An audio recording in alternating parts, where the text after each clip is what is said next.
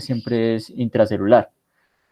Causa la toxoplasmosis, que es una infección que es cosmopolita, es decir, está en todas las regiones del mundo, tiene una mayor prevalencia en sitios, digamos, de menores recursos, pero en sitios de muy altos recursos también puede tener prevalencias tan altas como el 40%. Es transmitida por el agua y alimentos con aproximadamente 1 a 2 mil millones de personas y se cree que aproximadamente el 30% de la población mundial está infectada. Es un parásito protozoario intracelular obligado, como ya lo hemos visto. Se encuentra en el filo de los apicoplexa porque tiene un apicomplejo, al igual que los coccidios, que otros apicomplejos. Y algunos miembros del mismo origen son, por ejemplo, las isosporas, la neospora, el sarcocistis, pero Toxoplasma gondii es la única especie del género Toxoplasma, es decir, no hay Toxoplasma de otro tipo, como si lo vemos con otros protozoarios. Su nombre deriva del taxón de la palabra griega que significa un arco. Acá lo van a ver que tiene una forma de arquito muy bonita en los taquizoitos, ¿sí? Y se refiere a la forma de media luna de los taquizoitos cuando aparece in vitro. El nombre Gondi se da porque aparece o fue encontrado o asociado a este roedor que es el Cetonactylus gondi. Allí se aisló por primera vez. Muestra muchas formas celulares, entonces tiene varias partes del ciclo, entonces lo podemos ver en forma de o quistes, de taquizoitos, de bradizoitos o de esporozoitos, o de los quistes tisulares, que son los que tienen un periodo o los que son los que, en los cuales se almacena la latencia del microorganismo, ¿sí? Este es el ovoquiste, como lo ven acá, son liberadas en las heces de los gatos al medio ambiente, como quistes inmaduros. Su madura esporulación produce ovoquistes de 8 esporozoitos infecciosos, ¿sí? Y eso se da por la digestión de las enzimas. Esta parte de acá, que es este huevito que ustedes ven acá, ese es el micropilo. Las funciones todavía no se han encontrado muy bien, pero se cree que tiene que ver con la salida de estos esporoblastos al medio, pues para que se vuelva infectante. Se ha observado que la esquistación o el rompimiento tiene mucho que ver ese micropilo y se cree que pues la función biológica de él. Esta es la forma del taquizoito, es esta forma arqueada que ustedes ven acá, ¿sí? Es la forma infectiva sexual. Tiene un núcleo, una única mitocondria, un aparato de Golgi, pues tiene todos los organelos, digamos, de una célula convencional y tiene una distribución polarizada. Ustedes van a ver que casi todo se encuentra hacia este polo inferior, ¿sí? Y aquí hay un cono, que es por donde él secreta algunos componentes intracelulares, ¿sí? O le llaman cono o conoide. Este taquizoito tiene un películo que queda rodeando todo el parásito. Ese películo, que es esta capita que ustedes ven acá, está formado por una membrana y ahí tiene una cosa que se llama complejo membranario interno, que es el llamado CMI. También tiene una cosa que son las MICs, pero las MICs son diferentes a este complejo membranario interno. El complejo membranario interno son esta capita delgada que ustedes ven aquí, es como si el toxoplasma en forma de taquizoito tuviera una piel.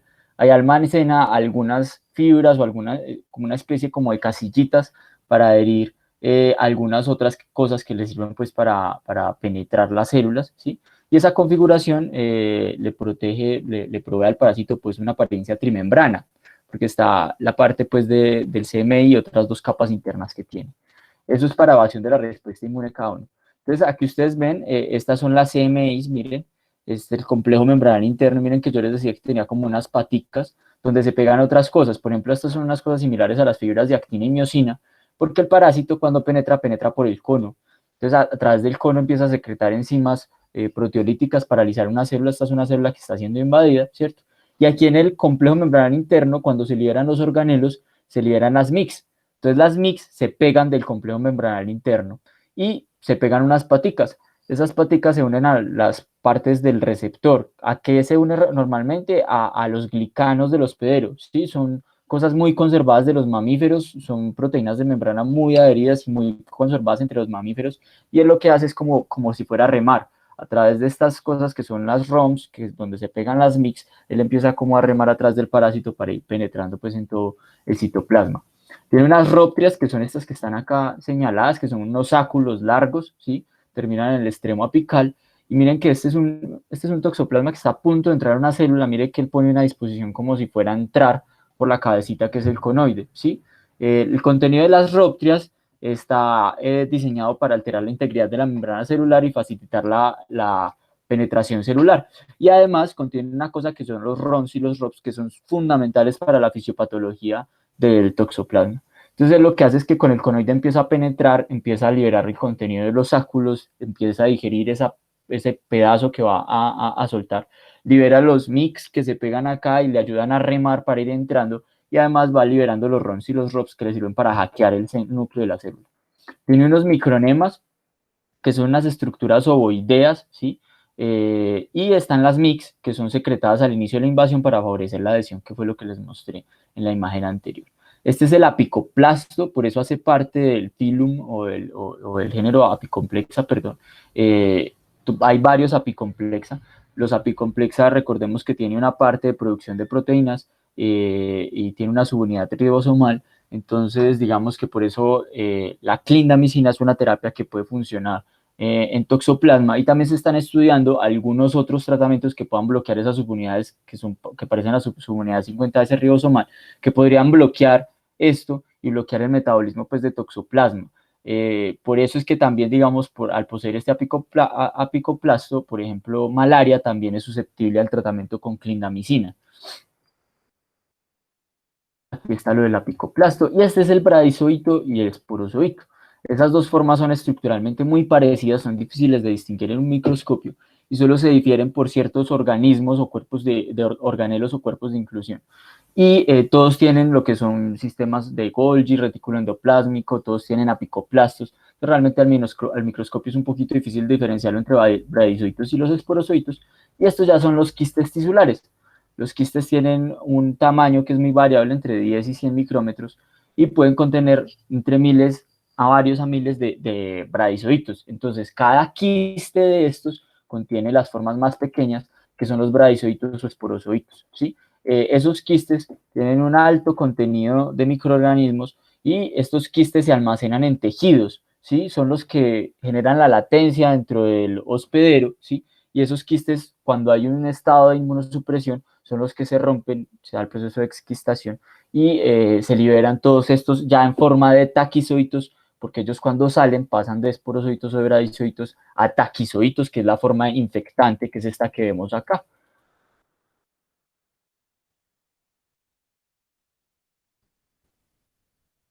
Bueno, entonces vamos a iniciar. Por favor, tomen todos sus celulares. Me avisan si les sale la pregunta. ¿Cuál es el principal mecanismo de transmisión de toxoplasma? Si estuvieron atentos, esta pregunta ya se resolvió prácticamente.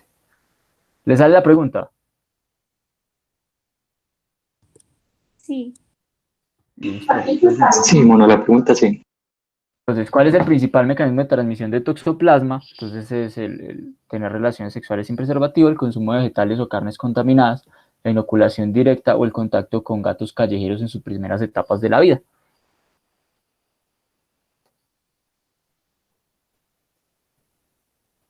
Bueno, solo respondieron 12 personas. Esperamos que para la próxima estemos más atentos para responder.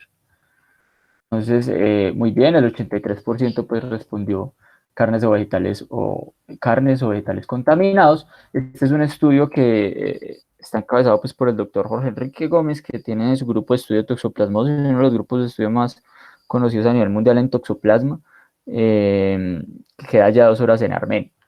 En Colombia, un estudio de 180 muestras de carne para consumo humano obtenidas en los 3 departamentos del eje cafetero, que son Pereira, Armenia y Manizales. El 52.7% de las muestras fueron positivas para Toxoplasma gondii. La carne de cerdo fue la de mayor contaminación con un 70%, con una mayor prevalencia en Manizales de un 80%, o sea, 80% de las carnes de cerdo analizadas en Manizales tenían PCR positiva para Toxoplasma, lo cual es una proporción muy elevada. Seguida de la carne de res en Armenia con 80%, y finalmente la carne de pollo en Pereira tuvo la mayor prevalencia de 70% en comparación con la carne de pollo de las otras ciudades. Manizales, la prevalencia de PCR para toxoplasma en este estudio positiva en carne de pollo fue el 0%. Entonces este es pues como el ciclo.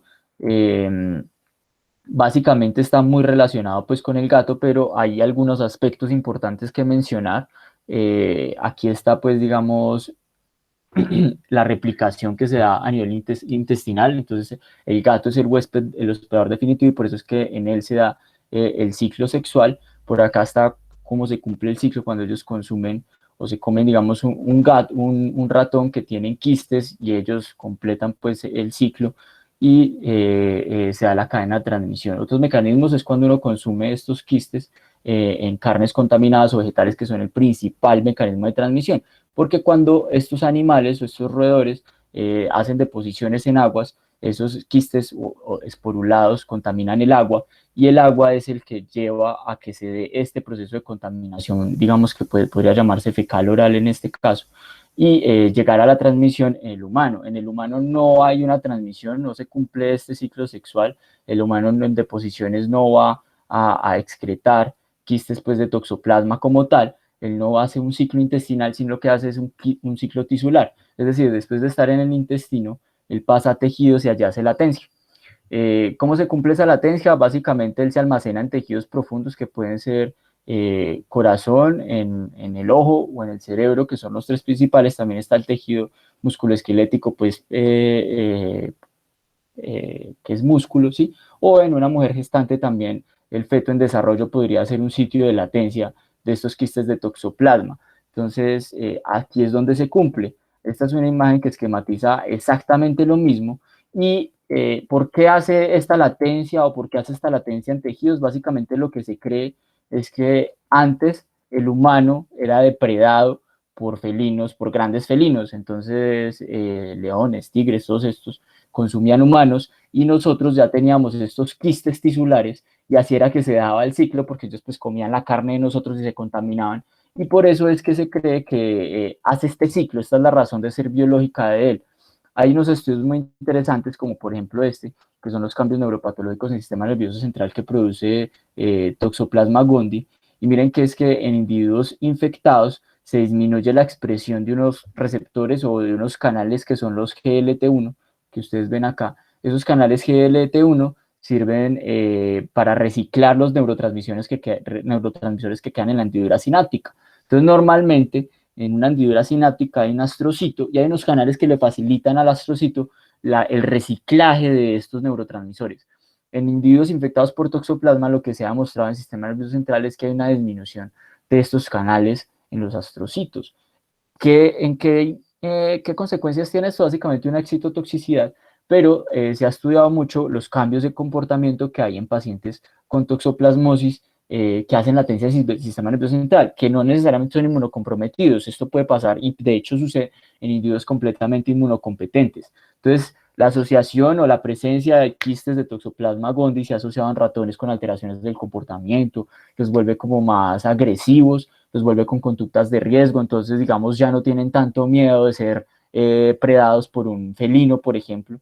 Entonces se ha relacionado con cambios en el comportamiento, como si el parásito empezara a manipular el sistema nervioso central para que estos seres infectados fueran consumidos más fácilmente. Y en humanos se ha asociado, sobre todo donde hay cero prevalencia, ojo, en humanos no se han hecho estudios neuropatológicos pues, del sistema nervioso central, pero en países donde hay tasas o incidencias más altas de serologías positivas para toxoplasma se ha asociado con mayores casos de accidentes automovilísticos, de depresión, unos estudios pues, muy interesantes que se han hecho sobre todo en Europa. Entonces esto es lo que les decía, una vez que se ingiere el quiste, se da la ruptura de ese quiste, salen los trofozoitos, los trofozoitos se convierten acá en el huésped definitivo, en el esquizonte, ¿sí? Porque se cumple el ciclo asexual, ¿sí? Luego eso va a las células intestinales y allí en el intestino empieza una reproducción sexual y se da la expulsión de los ovoquistes al ambiente, ¿sí? Una vez estos son ingestados por otros que son individuos intermedios, que son otros mamíferos, aquí sí no se cumple este ciclo sexual, ¿sí? Sino que aquí se pasa de esporozoitos a taquizoitos y los taquizoitos pasan a los tejidos a través de la invasión de monocitos, pues que cuando pasan a ser tisulares se convierten en macrófagos y esos macrófagos terminan llevando o transportando esos quistes a muchos tejidos como sistema nervioso central, tejido musculoesquelético o el ojo. La epidemiología en promedio se considera que entre un cuarto y un tercio de la población mundial está contaminada o contagiada por una infección crónica de Toxoplasma gondii. En la gran mayoría son completamente asintomáticos y muchos de nosotros podemos tener toxoplasmosis latente en este momento y no habernos dado cuenta en ningún momento y no desarrollar ningún síntoma a lo largo de la vida, a no ser que desarrollemos un espacio desarrollemos una inmunosupresión, ¿sí?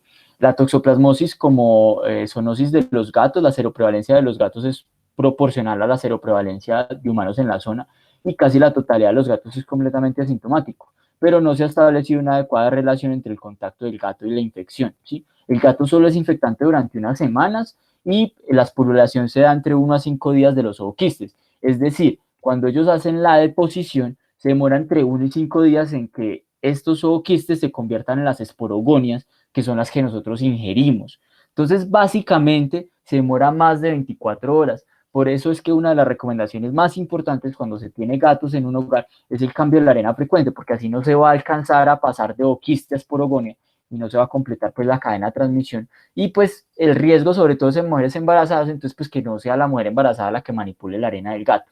Lo otro que hay que decir es que esto es más que todo de gatos pequeños, gatos bebés en sus primeros meses de vida y digamos que es sobre todo en gatos que son callejeros, en gatos que son, por ejemplo, caseros, gatos domésticos, es rara la seroprevalencia pues de toxoplasma porque estos gatos no han tenido tanto contacto y no se da pues este fenómeno de que el felino pues pueda ingerir un ratón, ¿sí? En Colombia la seroprevalencia estimada en los estudios grandes es más o menos del 60%. La principal fuente de contaminación en humanos es el agua, seguido de la carne, y el tiempo de duración del ooquiste crea un reservorio ambiental. Eso es importante porque esos ooquistes pues, demoran en el ambiente más o menos 1 a 5 días, pero estas progonias pueden persistir mucho tiempo porque son muy resistentes, ¿sí? Bueno, 40 a 60% de la carne de res, cerdo y aves está contaminada por toxoplasma. Ya les mencioné el estudio muy interesante que fue realizado en el eje cafetero. Seguramente esta infección en estas carnes debe ser también por el consumo de aguas contaminadas. Entonces tenemos los bradizoitos en forma de quistes tisulares o esporozoitos ingeridos, ¿sí? O sea, una penetración a las células intestinales, esto es en el hospedador intermedio, y luego de que se da la ruptura en las células intestinales y que se convierte en taquizoito, se da la llegada a los ganglios mesentéricos y luego se da la diseminación hematógena linfática. Esta es pues ya una imagen un poco más elaborada del conoide y él tiene un sistema como si tuviera la disposición de las fibras de los microtúbulos que están así, en un sentido vertical y en forma como de helicoidal. ¿Esto qué le permite? Él es como si fuera un taladrito, ¿sí? Entonces él llega y empieza a penetrar y empieza a girar sobre su mismo eje, ayudado de las MICs que yo les había mencionado que se pegan acá del complejo membranal interno, y empieza a remar como si fuera un taladro y hasta que logra penetrar las células, que es este proceso que ustedes logran ver acá. Luego de eso, yo les había mencionado algo de los RONS y los ROPS. Los RONS y los ROPS lo que hacen es que se botan inmediatamente, se logra penetrar el citoplasma de una célula hospedadora, y aquí lo que hace él básicamente es alterar la producción de interleuquinas en el núcleo, alterando los factores de transcripción. ¿Qué hace? Aumenta la producción de interleuquina 12 y disminuye la producción de interleuquina 12, perdón, y aumenta la producción de interleuquina 4. Cuando uno hace esto, lo que hace es polarizar la respuesta. Bloquea por una parte importante la diferenciación de la celular de TH a TH1 y la polariza a TH2, es decir, la respuesta contra patógenos intracelulares efectiva, en este caso, por ejemplo, esta es una roseta de toxoplasma, sería una destrucción por célula CD8, por lo tanto la respuesta inmune adecuada sería una respuesta TH1.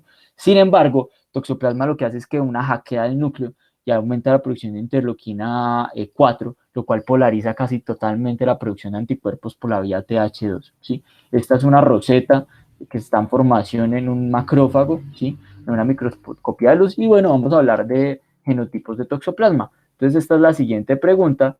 Voy a dar unos segundos para que ingresen.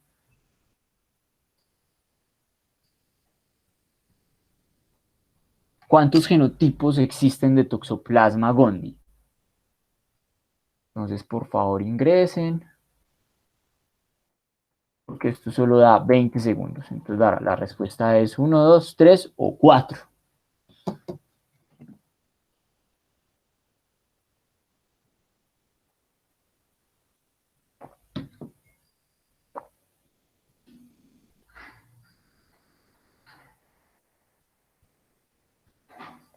Bueno, 16 resultados. Muy bien, entonces el 44% tuvo la respuesta correcta en 3, el 25% respondió solo un genotipo, el 13% respondió 2 y el 4% si no está un poco variado, pero se nota que la mayoría tiene claro pues, que son 3 genotipos básicos, ¿sí? El tipo 1 es el que más se ha asociado a enfermedad congénita, es la única que causa corioretinitis severa en pacientes inmunocompetentes. El tipo 2 es la más común en humanos, causa el 65% de todas las toxoplasmosis de pacientes con fase SIDA, y el tipo 3, pero este es más común, de infección o diseminación en inmunocomprometidos, y el tipo 3 es la segunda más común en humanos, causa de enfermedad común, enfermedad congénita, y es más común en animales.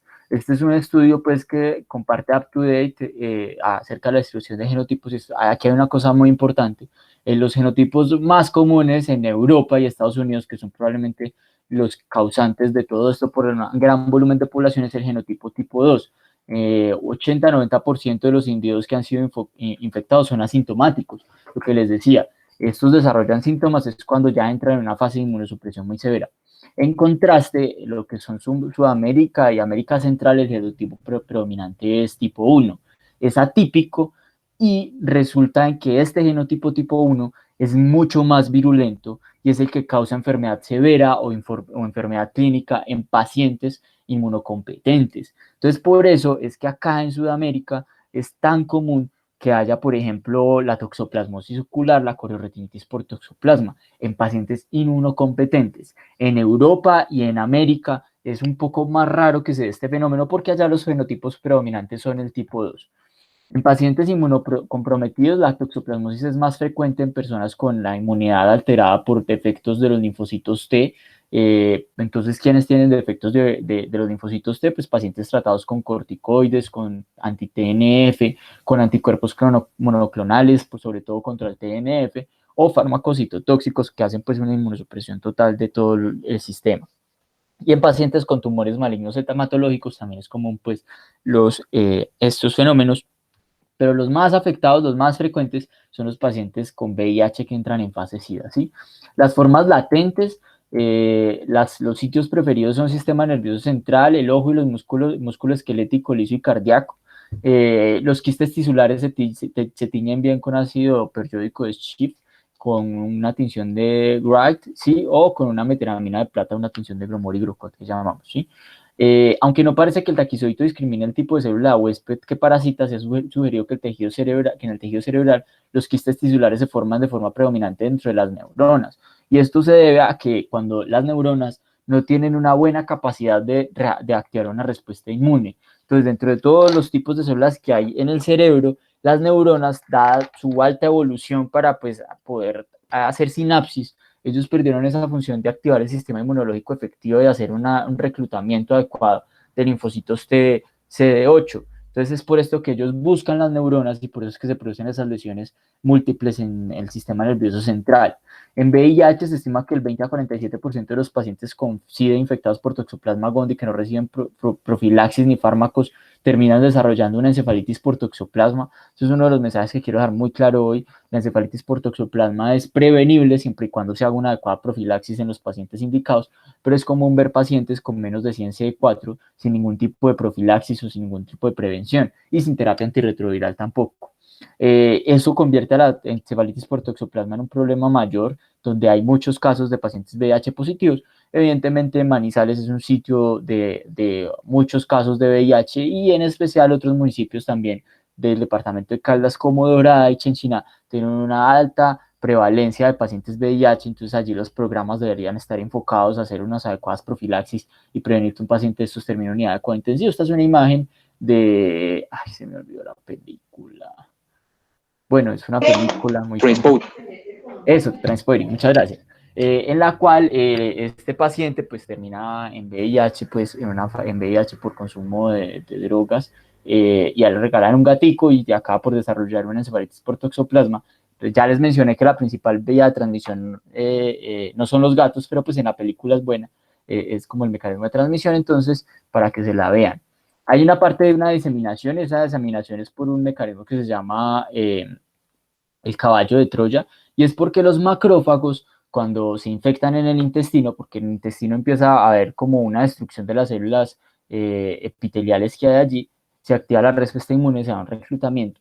Cuando se da este reclutamiento, lo que hacen los macrófagos es que van y presentan esto a los ganglios, ¿sí? Y después de los ganglios van a los tejidos periféricos y realmente el toxoplasma pues nunca dejó activar bien la respuesta inmune, nunca hubo desarrollo de linfocitos TSD8, entonces nunca hay una destrucción adecuada porque yo a punta de anticuerpos no puedo destruir nada que esté intracelularmente. Entonces yo produzco muchos anticuerpos que probablemente no tienen ningún rol en la destrucción de estas células que ya están infectadas, sino que esos anticuerpos lo que hacen es controlar de pronto taquizoitos que están circulantes, pero su rol no se ha establecido muy bien. Los anticuerpos en toxoplasma nos sirven para diagnóstico y nos sirven para seguimiento y para otras cosas, pero así como que uno diga que tener anticuerpos lo va a proteger, para nada. Entonces ellos pasan dentro de leucocitos camuflándose hasta que llegan a los tejidos y allí es donde forman estos quistes tisulares y hacen latencia hasta que ocurre un fenómeno de inmunosupresión como por ejemplo un VIH. Entonces les quiero hacer esta pregunta para hablar un poquito de las maternas. El responsable de la protección placentaria de los CD8 y las NK es, por favor tomen sus celulares, voy a dar un momentico para que ingresen. El responsable de la protección placentaria de los CD8 y las NK, es decir, ¿quién protege a la placenta de que lo ataquen los CD8 y las NK? ¿Por qué les pregunto esto? Porque uno tiene un HLA, ¿sí?, que sufre un fenómeno de codominancia, ¿sí? ¿Qué es codominancia? Que yo heredo la mitad de mi mamá y la mitad de mi papá. Entonces la mamá, pues como está expresando la mitad de su HLA, pues no hay ningún problema. Pero hay un HLA que es extraño, que es del papá. Entonces hay alguien que tiene que proteger la placenta de un ataque de ese HLA por estas células. Entonces, ¿quién es el responsable? Entonces, las opciones de respuesta son el HLA-DR3, el HLA-DQ, el HLA-G, o la respuesta, eso es de inmune, no tiene nada que ver con toxoplasmosis. Bueno, no ha respondido casi nadie. Voy a activar.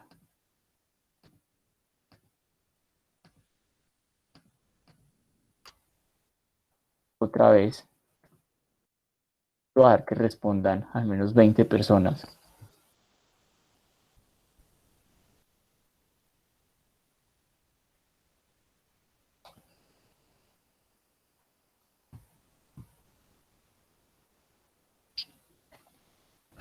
Bueno, ustedes pueden, 4 más. Vamos a dar 5 segunditos más.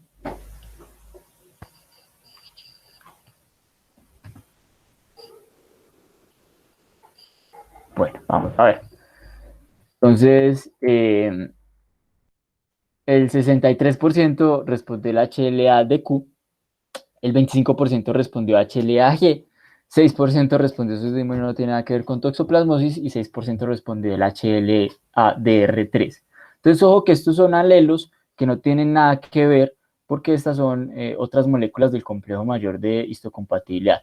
La respuesta es el HLA-G, aquí vamos a mostrar cómo van. Aquí va empatado un anónimo con Alejandra Aristizábal. Ahorita vamos a ver a partir de aquí en adelante cómo le sigue yendo en los puestos en el ranking.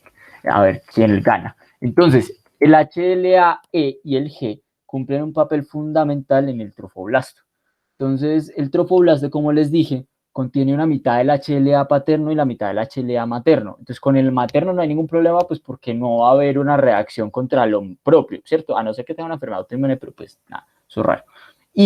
Pero contra el paterno hay algo que lo debe proteger porque eso es completamente extraño. Entonces, toda la placenta se rodea de una cosa que es el HLA-G y el HLA-E, más importante el HLA-G. Y lo que hacen ellos es volver a todas las células que se acerquen tolerogénicas, es decir, lo protege del ataque de CD8, de la producción de anti-CD8, de los linfocitos T, CD8, lo protege de la CNK. Entonces es gracias a estos dos que no se da ningún ataque contra el sincitiotrofoblasto. ¿Por qué les digo esto? Pues porque si toxoplasma llega acá, no hay nada, pero o sea, no hay poder humano en el sistema inmunológico que entre ahí a atacarlo. Entonces el toxoplasma, cuando ataca al feto, queda completamente digamos, en su espacio o en su medio para replicarse, y empieza a replicarse en los mismos tejidos, en corazón, en músculo, en sistema nervioso central fundamentalmente, y empiezan a ocurrir un proceso que son como de calcificaciones, y como están en un periodo embrionario, empieza a producir lesiones del sistema nervioso central y generalmente terminan o con problemas oculares, con retinitis, con convulsiones a repetición. Obviamente la forma más severa es cuando tienen calcificaciones muy severas del sistema nervioso central. Vamos con un casito de una gestante. Esta es una secundigestante de 38 años, antecedente de toxoplasmosis gestacional en el embarazo previo, con un periodo intergenésico de 5 años, es decir, su embarazo previo fue hace 5 años. La paciente actualmente cursa con 12 semanas de gestación y ella dice que su hijo anterior quedó con muchas secuelas neurológicas, por lo cual consulta para evaluar la necesidad de test adicionales o de tratamientos de requerido, pues porque tiene susto de que en este embarazo también le dé toxoplasmosis y nazca su hijo otra vez con estas secuelas neurológicas tan severas. Entonces, respecto a esta paciente, tomen por favor sus celulares. La conducta más adecuada es: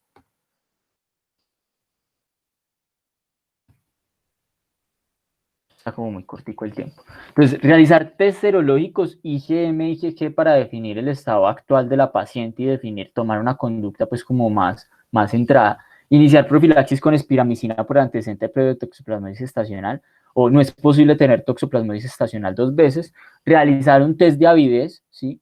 O solicitar una IgE y una IgA para definir si hay infección activa, y adicionalmente realizar una ecografía de tallo obstétrico. Esta de tallo obstétrico nos permite ver si en el feto que hay actualmente hay alguna lesión en el sistema nervioso central sobre todo. Entonces, ¿cuál será la conducta más adecuada en esta gestante que está muy asustada?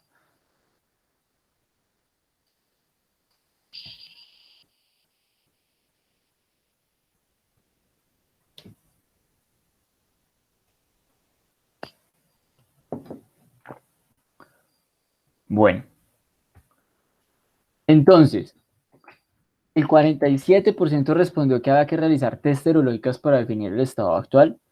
Nadie respondió afortunadamente que había que iniciar profilaxis con espiramicina, realizar un test de avidez, solicitar IgE o IgA para definir si hay infección activa.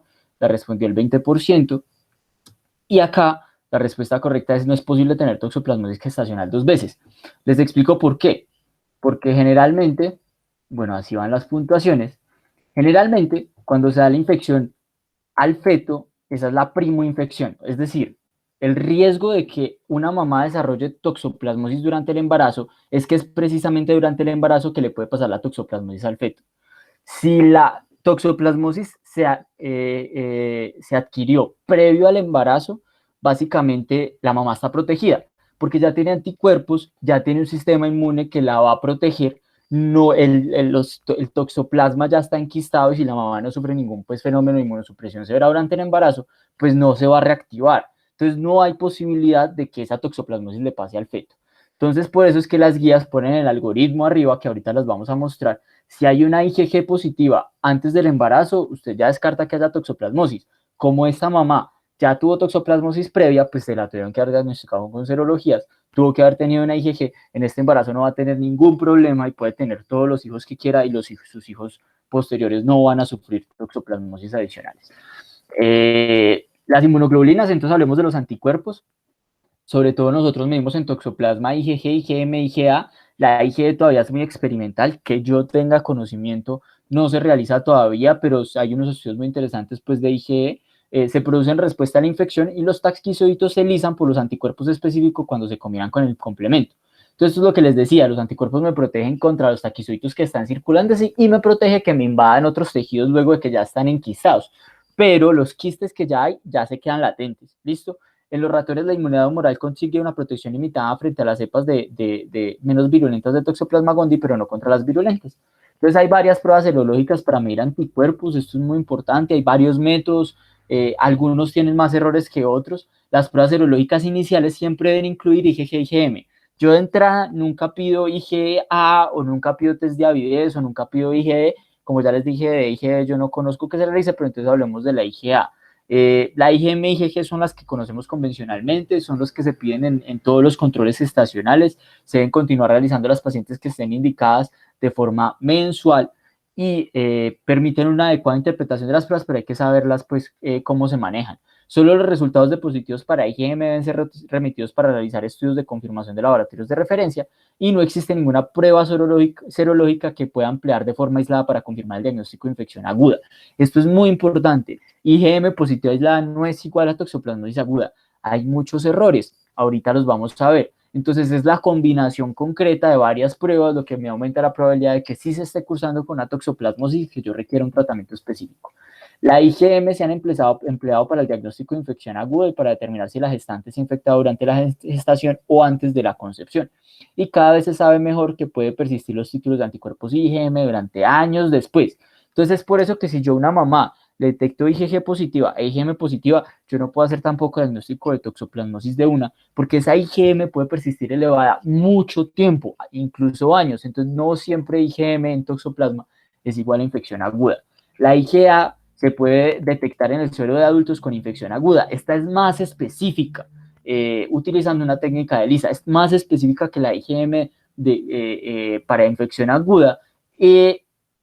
Sin embargo, los anticuerpos IgA tienden a desaparecer antes que los IgM. Entonces, su presencia en títulos altos se suele asociar a infecciones precoces, pero bajan los títulos muy rápido.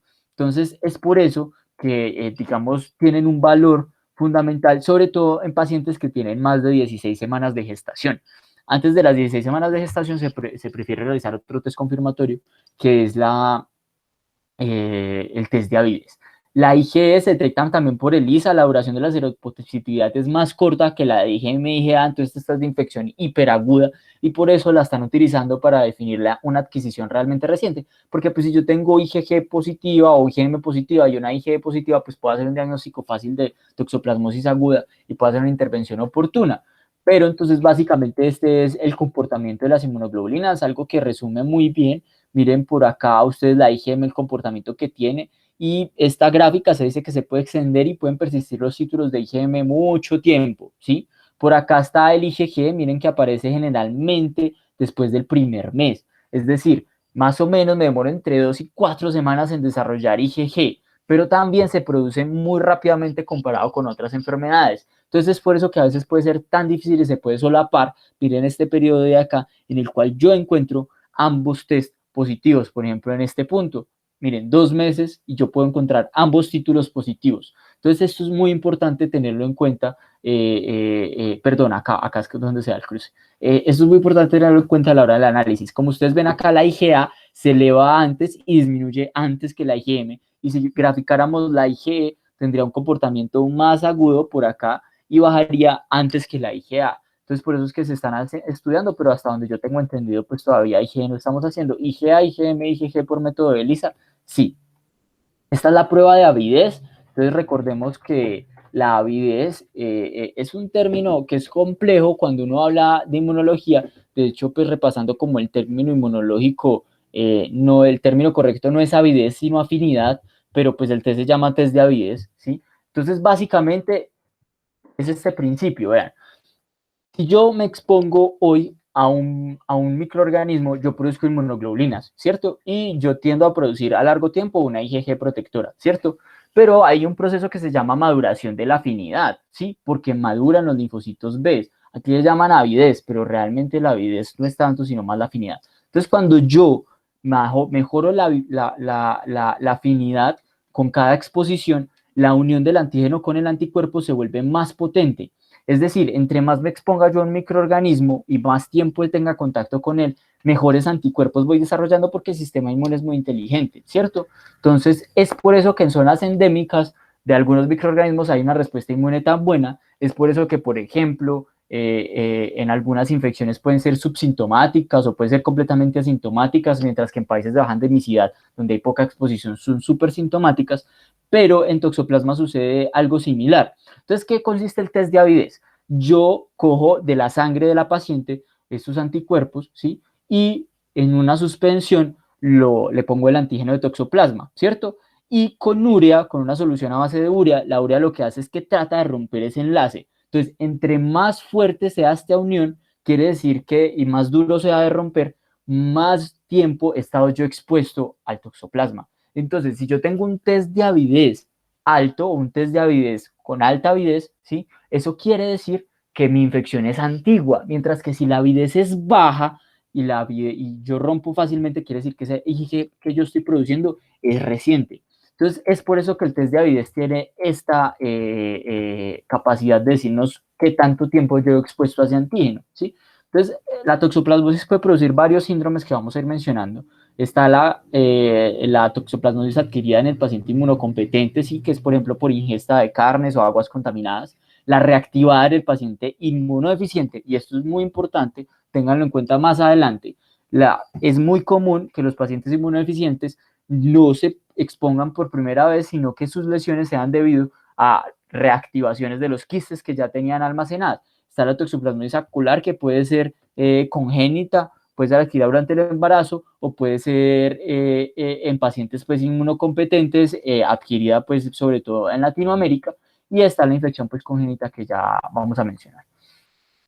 La toxoplasmosis en el embarazo es completamente asintomática en la mayoría de los casos. La enfermedad del feto depende del estado inmunitario de la madre y la transmisión al feto se reduce exclusivamente a aquellos que adquirieron la infección durante el embarazo. Por eso yo les decía, es imposible tener toxoplasmosis gestacional 2 veces, porque si la primera vez en el primer embarazo ya se expuso, no se va a dar la infección durante el embarazo. El peligro de una materna es que se infecte durante el embarazo. Si se infecta antes o se infecta después, el riesgo es nulo, ¿listo? Entonces la transmisión al feto rara vez es consecuencia de una reactivación por inmunocompromiso, a no ser que la materna tenga pues un VIH en fase SIDA o esté siendo tratada con un inmunosupresor muy potente, por ejemplo tipo ciclofosfamida o algún anti-TNF, que algún caso habrá, ¿no? Y será importante hacer screening de IC de toxoplasma frecuentemente, pero lo común en pacientes pues normales es que lo normal es que adquieran la infección durante el embarazo y así es que pasa y pues el paso durante el feto. La infección fetal o el daño fetal es más grave si se da en el primer trimestre, pero esta es la probabilidad, es decir, es más probable que se me infecte en el tercer trimestre, pero definitivamente es mucho peor si se me infecta en el primer trimestre. Estos primeros 2 trimestres son claves y les digo por qué, es básicamente por el neurodesarrollo, porque si me infecta acá en el primer trimestre del embarazo, entonces yo lo que voy a tener es que rápidamente se me va a diseminar a los tejidos y me puede producir lesiones cardíacas muy severas y lesiones en el sistema nervioso central, porque apenas está dando todo el desarrollo neurológico y ahí es donde producen las lesiones súper extensas y se da una inhibición de la migración neuronal y del desarrollo pues embrionario adecuado. Entonces por eso es que es más letal acá. ¿Por qué es más probable que ocurra en el tercer trimestre? Pues por tiempo, pues porque si una mamá lleva más tiempo, mayor tiempo de embarazo, mayor probabilidad de adquirir la infección en el paso de ese tiempo, ¿cierto? Entonces por eso es que es esta estadística que vemos acá. Este es el algoritmo que está en las guías colombianas. Entonces ellos dicen que previo al embarazo, pues lo ideal es que yo hiciera un control pregestacional y yo mirara el estado serológico de la mamá, ¿cierto? ¿Qué mido yo? Siempre, siempre acostúmbrense a pedir las dos. Que las guías dicen que primero el uno y primero el otro, no.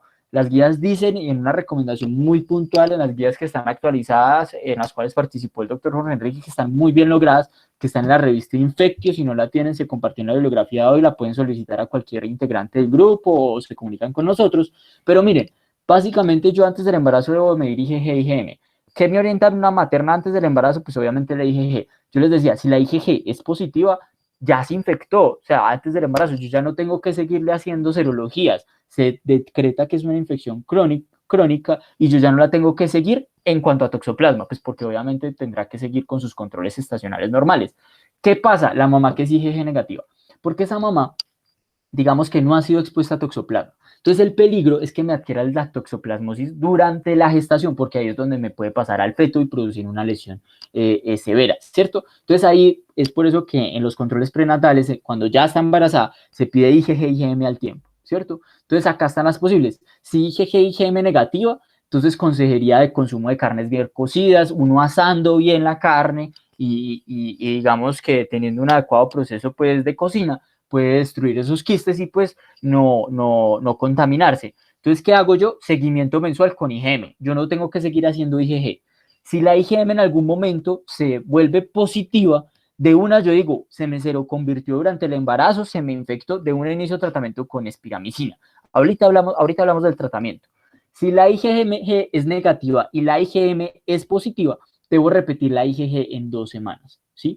¿Por qué? Vean, La IgM de toxoplasma tiene una particularidad y es que se parece muchísimo a una cosa que se llaman los anticuerpos naturales.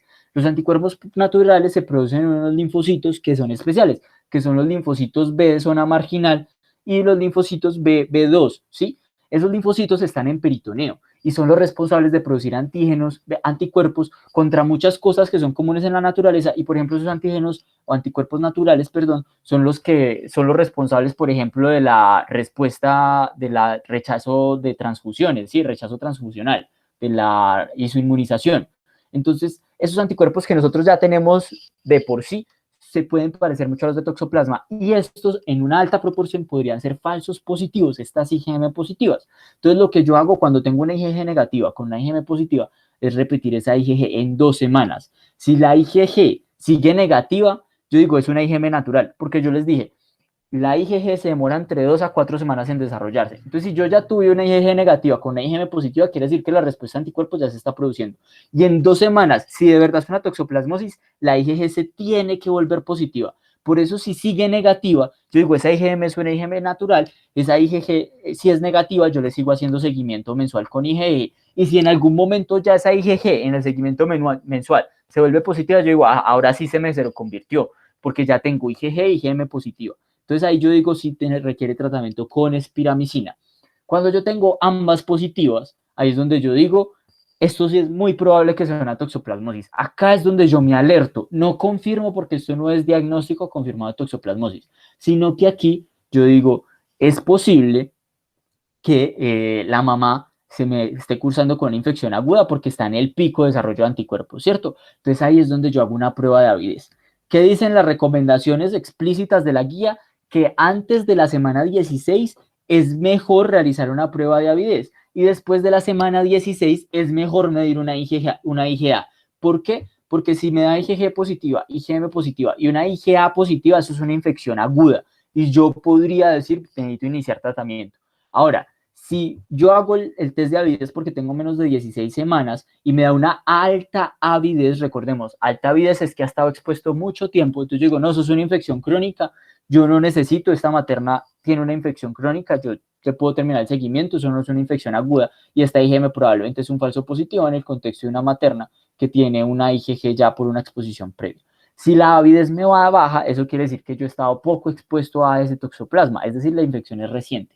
Cuando la infección es reciente en una materna, ahí es donde se da el riesgo de transmisión al feto y por eso yo trato con espiramicina. Esto ya después ya de neonatólogo, yo no me voy a meter acá en esto, pero básicamente yo tengo que seguir haciendo un seguimiento para evaluar si esa toxoplasmosis me pasó de la mamá al feto. Porque aquí cuando yo detecto esto, quiere decir que la mamá se me acaba de infectar, pero no necesariamente que el feto esté infectado.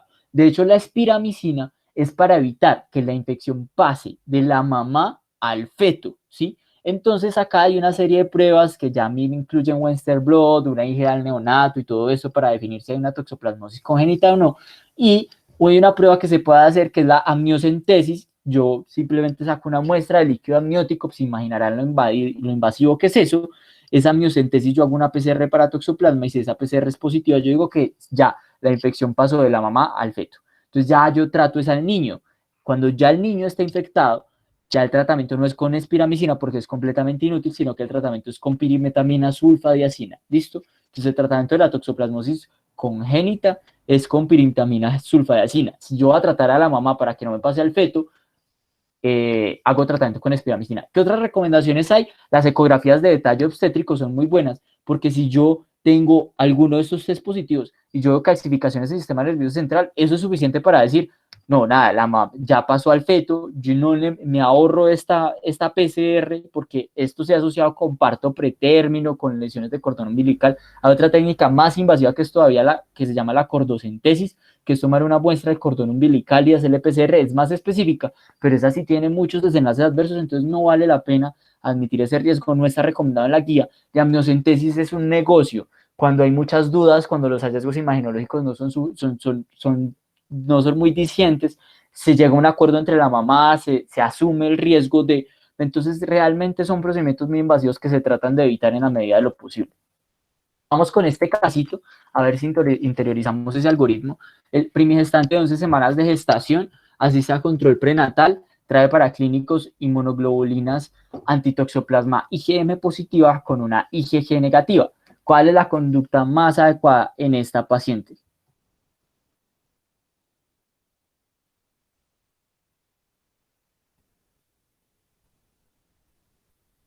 Entonces, la pregunta es, IgG negativa con IgM positiva. Entonces, repetirla la IgG en 2 semanas, iniciar tratamiento con espiramicina y solicitar una ecografía de detalle obstétrico, iniciar tratamiento con pirimitamina, sulfadacina y ácido folínico, solicitar IgA e IgE antitoxoplasma o solicitar un test de avidez.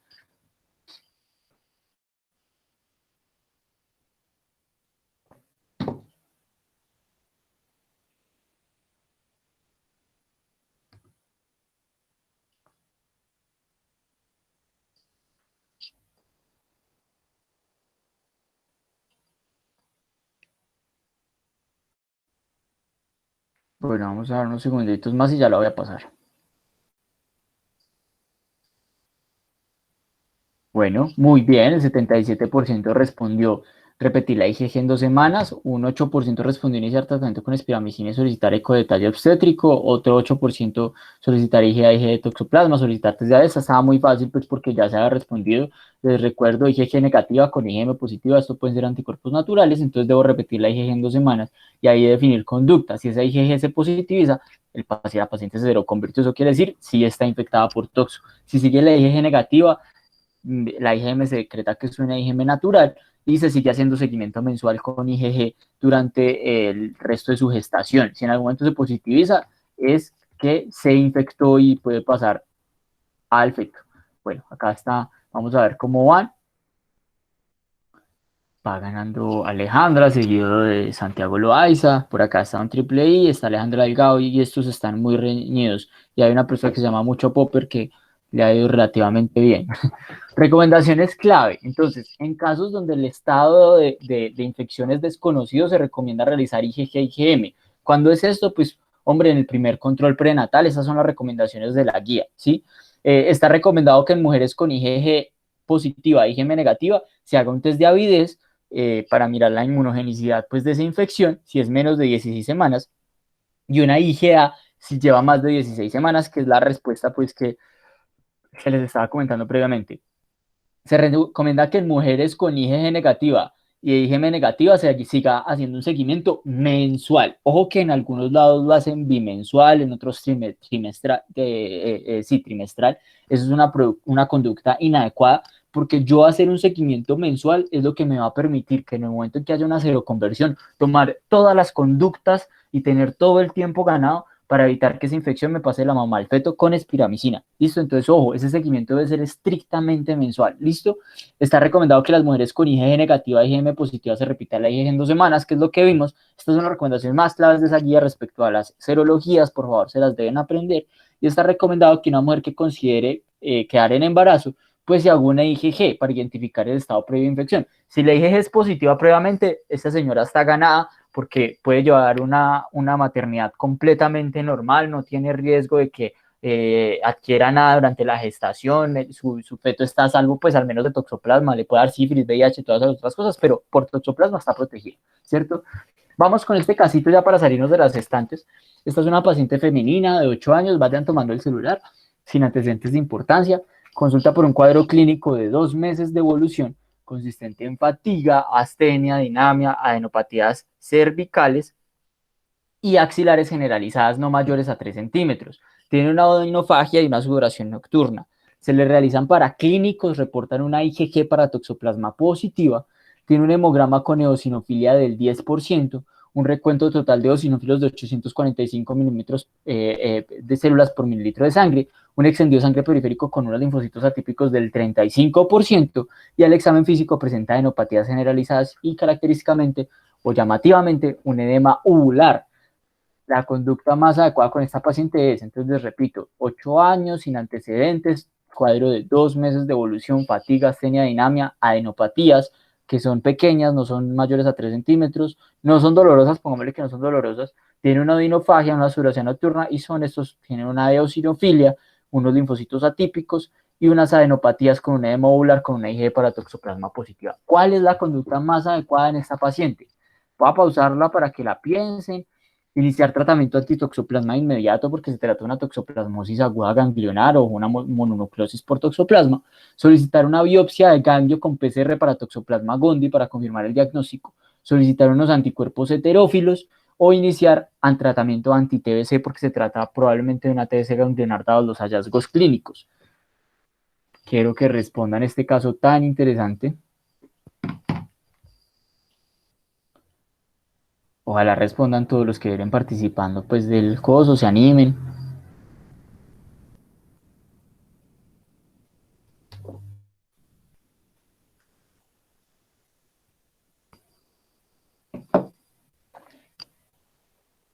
Bueno, voy a activar el timer. Vayan respondiendo, quedan 10 segundos.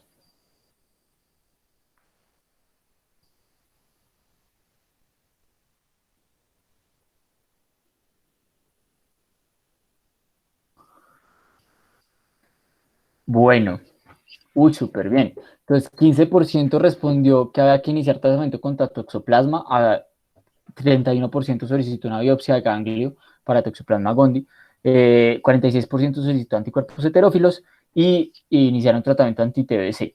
¿Alguien quiere hablar? Voy a dar un momentico por si alguien quiere hablar de los anticuerpos heterófilos, ¿por qué respondieron esto?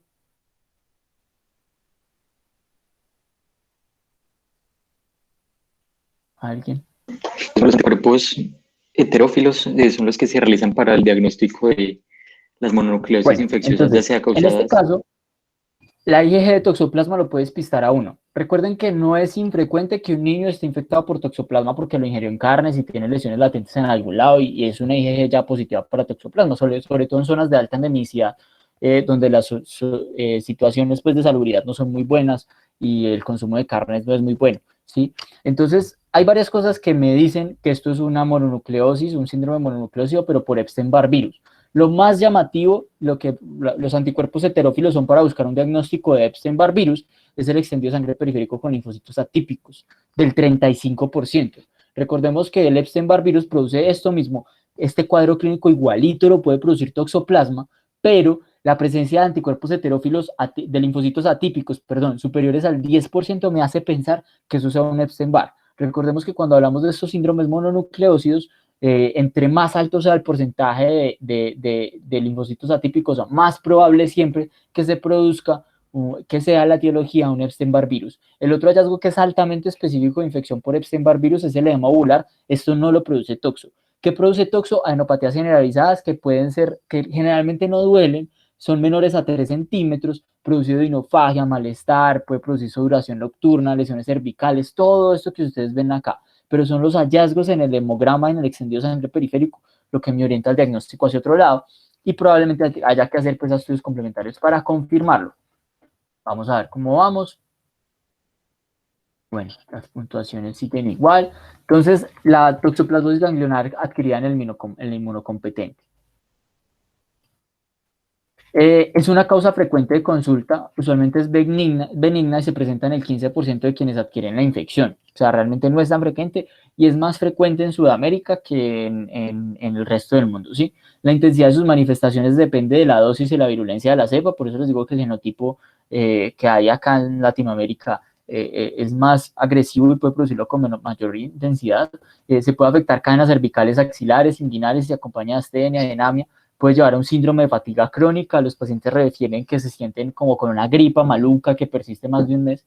Se ha estimado que Toxoplasma gondii produce entre el 3 y 7% de las adenopatías con repercusión clínica. Algunas escasas pueden ser grandes, como esta que ustedes ven acá, pero lo frecuente es que sean adenopatías menores a 3 centímetros y que sean múltiples en cadenas cervicales, que son sobre todo cervicales y son unilaterales, ¿sí? El 3 a 10% pueden hacer compromiso retiniano. Entonces, pues si además del compromiso ganglionar siempre se debe hacer un fondo de ojo y si hay compromiso ocular, eso aumenta la probabilidad de que sea un toxoplasma.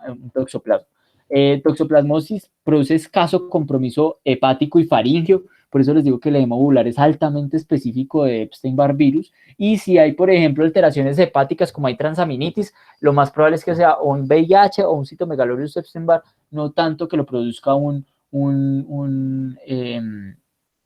toxoplasmosis. La linfadenopatía suele ser asimétrica, limitada a un grupo de ganglios que es donde se da el transporte, o sea, lo que está pasando en ese ganglio es que se acaba de presentar ese antígeno, ¿cierto? Y no suelen tener fiebre. Eso es algo característico, aunque podrían presentar algunas fiebres intermitentes.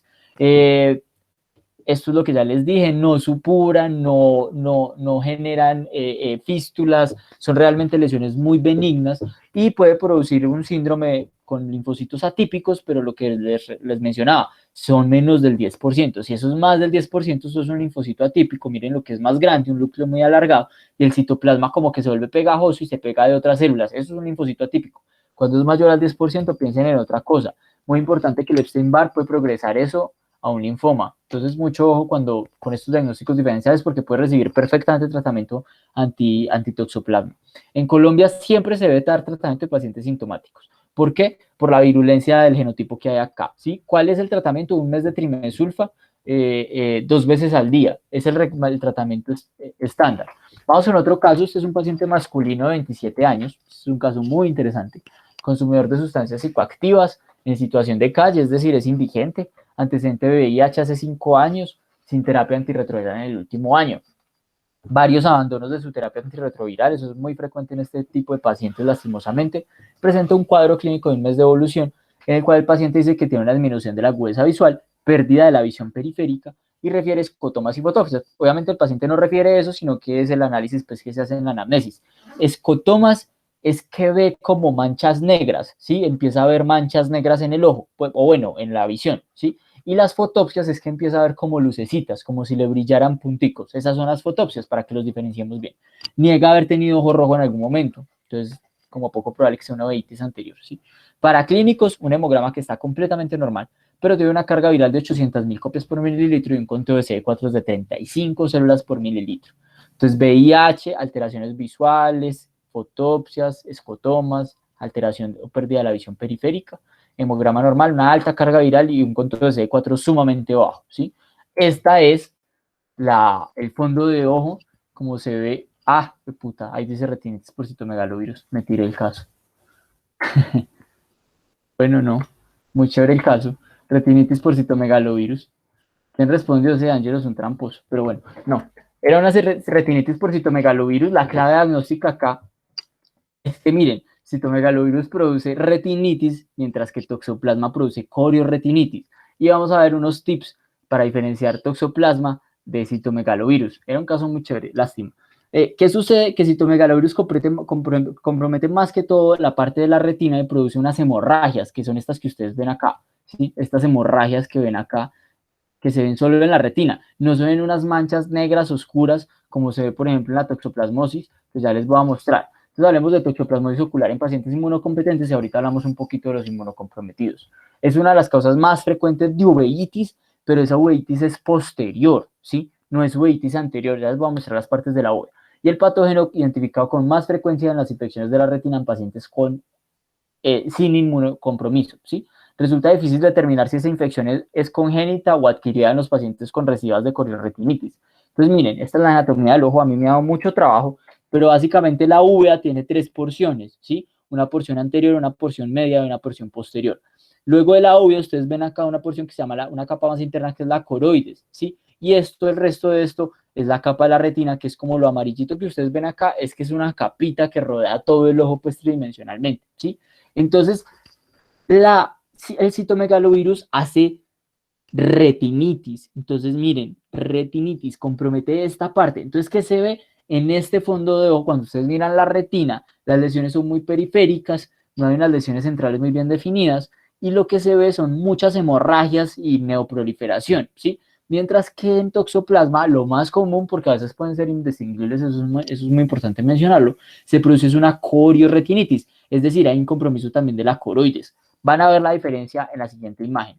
Esta es la clasificación de los tipos de uveitis, puede ser anterior, media, intermedia o posterior. Y la uveitis por toxoplasma es uveitis posterior. ¿Qué es uveitis posterior? Cualquier compromiso. Entonces, por ejemplo, la corioretinitis es un tipo de uveitis posterior, ¿sí? ¿Por qué es importante diferenciarlo? Porque la uveitis anterior es típica de otras cosas, de enfermedades autoinmunes, por ejemplo, de enfermedad de Behçet, de Sjögren, bueno, otro tipo de patologías autoinmunes que se pueden causar esta parte, o una conjuntivitis, por ejemplo. Pero la uveitis posterior sí es muy diciente de que sea por toxoplasma o por citomegalovirus. ¿Cuál es la diferencia? Que en inmunocomprometidos, sobre todo con CD4 menores a 100, es más común que el compromiso sea por citomegalovirus que por toxoplasma. Toxoplasma, las lesiones oculares, llamativamente ocurren más que todo en pacientes inmunocompetentes. Los pacientes con toxoplasma, cuando hacen lesiones y están inmunocomprometidos, no se localizan tanto en el ojo, sino más en el sistema nervioso central. O está la coexistencia de ambas, es decir, se les afecta el ojo y también el cerebro. Eso sí es muy característico de toxo, pero que en un paciente con bajo CD4 se comprometa solo el ojo es más bien raro, aunque podría ocurrir bien. La toxoplasmosis ocular produce una uveitis posterior, generalmente comienza dentro de la retina, pero llega a ser un compromiso de la coroides. Eso es muy clave diferenciarlo, ¿sí? Y las lesiones satélites se pueden encontrar en el área de la lesión activa dentro de la retina. Y eso es típico de la toxoplasmosis ocular y útil cuando se quiere diferenciar de otras causas de uveitis posterior, ¿sí? Los adultos inmunocompetentes con toxoplasmosis ocular presentan fotopsias, pérdida visual, y esa pérdida visual es más llamativa sobre todo si hay una afectación de la parte centrolateral, que es la mácula, ¿sí? Las fotopsias son a menudo el signo de presentación si la lesión retinocoroidea no se encuentra dentro de la retina central. Y ojo que estas lesiones cuando no se dejan avanzar pueden producir ya una alteración visual muy severa, incluso la ceguera, cuando compromete la mácula. La corioretinitis puede ser secuela de una infección congénita. Esta se tiene una presentación entre 20 y 30 años, es decir, tuvo una infección congénita y tiene una reactivación. Es duro definir si fue una reinfección o una reactivación, pero lo que dicen los textos es que generalmente en estos pacientes casi siempre es una reactivación y produce una enfermedad más severa, es bilateral, generalmente tiende a involucrar la mácula, o sea, a estos pacientes que tienen infección congénita les va muy mal y se evidencia cicatrices viejas. Algunos incluso se beneficiarían cuando tienen muchas recurrencias y tienen disminución importante de la agudeza visual. Está considerado el tratamiento con profilaxis, con dosis de trimetoprim sulfa durante largos periodos de tiempo para evitar las recurrencias, ¿sí? O se hacen control con IgG y cuando los títulos empiezan a ascender, lo que hacen es que tienden a iniciar tratamiento antes de y se ha evidenciado en algunos estudios que eso podría disminuir la extensión de las lesiones. Recuerden que los títulos de IgG son muy discientes de con qué severidad se me va a presentar infección. Es decir, yo ya me infecté hoy y entonces la IgG lo que hace es que hace un pico y luego tiende a bajar. Entonces, si los títulos son muy altos, sobre todo cuando son superiores a 1000, es que las infecciones tienden a ser muy severas y ahí es generalmente donde se requiere tratamiento. Esa es otra utilidad de pedir una IgG cuantitativa. Ahora, la otra opción es que esa corioretinitis sea adquirida por una infección aguda por consumo de carnes o algo, no fue congénito, sino que me infecté durante mi vida, ¿sí? Generalmente se presentan en mayores de 40 años. Es menos severa, generalmente es unilateral, no compromete la mácula y no deja cicatrices. Eso es clave.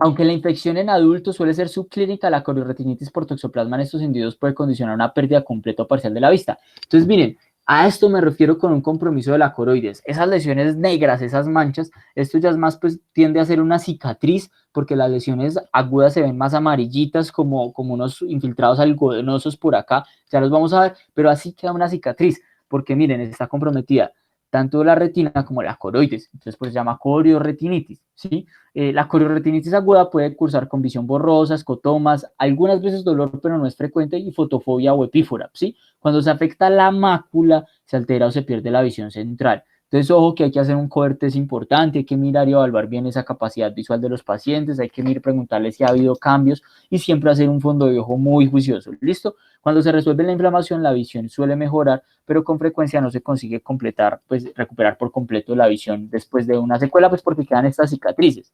La gravedad de la inflamación vítrea se correlaciona con la tensión del parásito.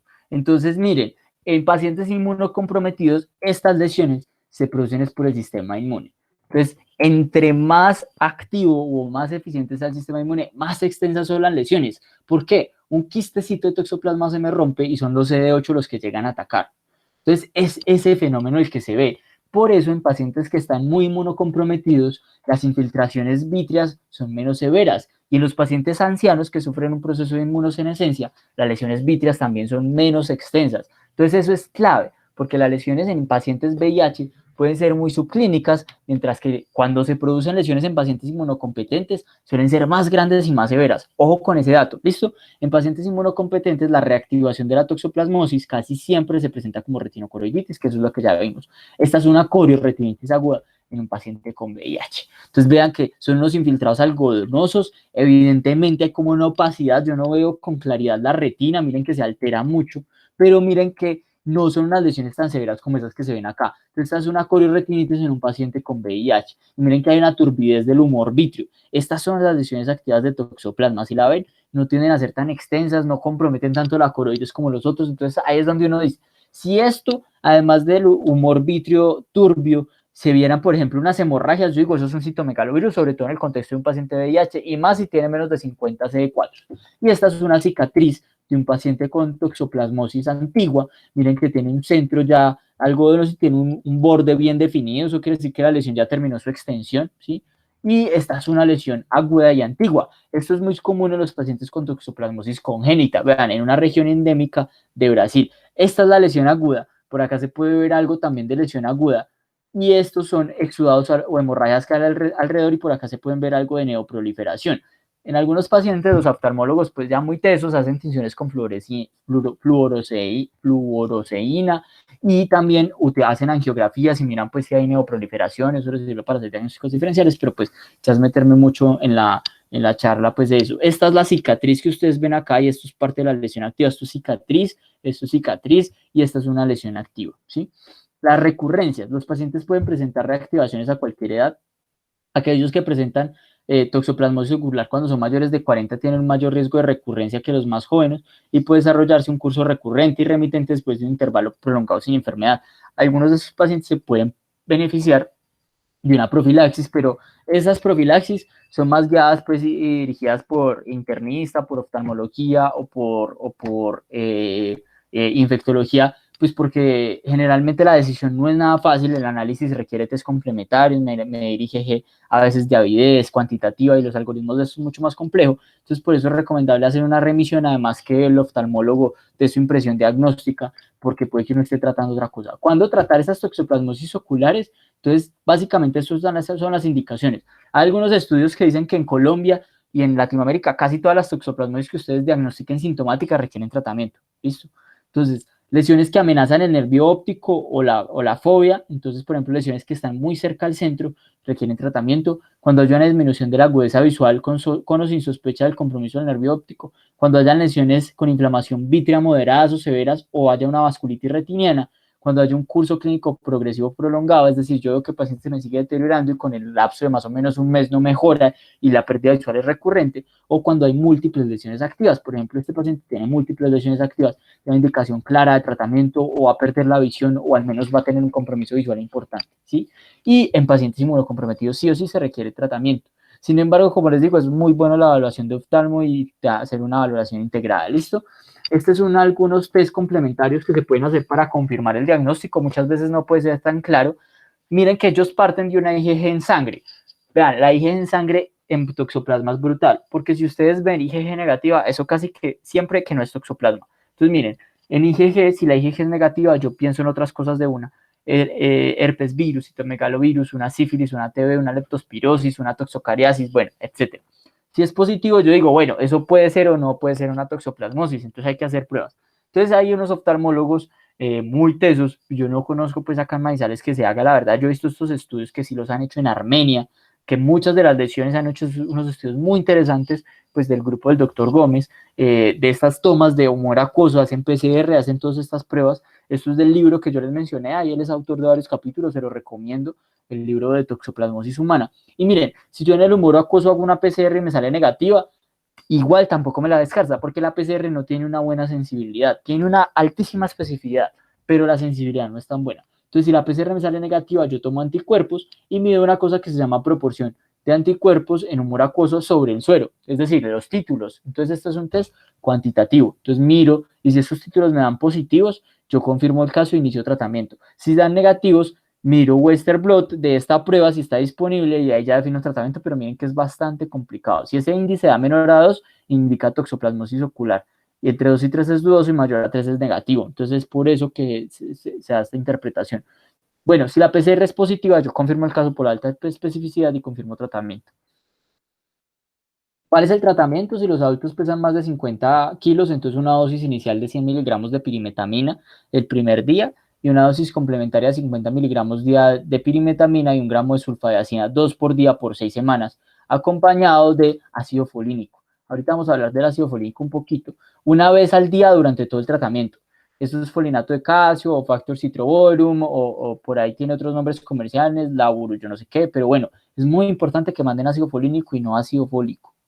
Creo que es no poso, o bueno, MIPRES, pero es muy importante que siempre lo formulen. No sirve formular ácido fólico, eso es para evitar la anemia y más pues en pacientes, sobre todo gestantes, para evitar defectos del tubo neural.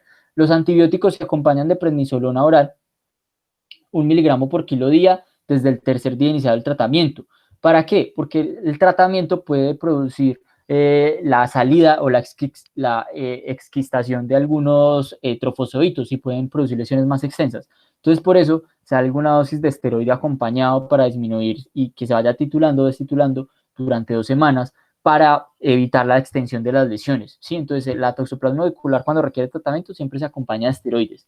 Y el tratamiento alternativo, si no se cuenta con pirimetamina y sulfadacina, es trimetoprim sulfa cada 12 horas por 6 semanas. Si hay intolerancia por algún momento, se debe añadir acitromicina 500 miligramos día por un periodo de 5 semanas con prednisolona. Entonces, mucho ojo con los tratamientos alternos. Estos no tienen tanta evidencia. Definitivamente el mejor tratamiento para esta toxoplasmosis es la pirimetamina sulfacina y deberíamos siempre buscar que sea el tratamiento de los pacientes en cualquiera que sea su edad.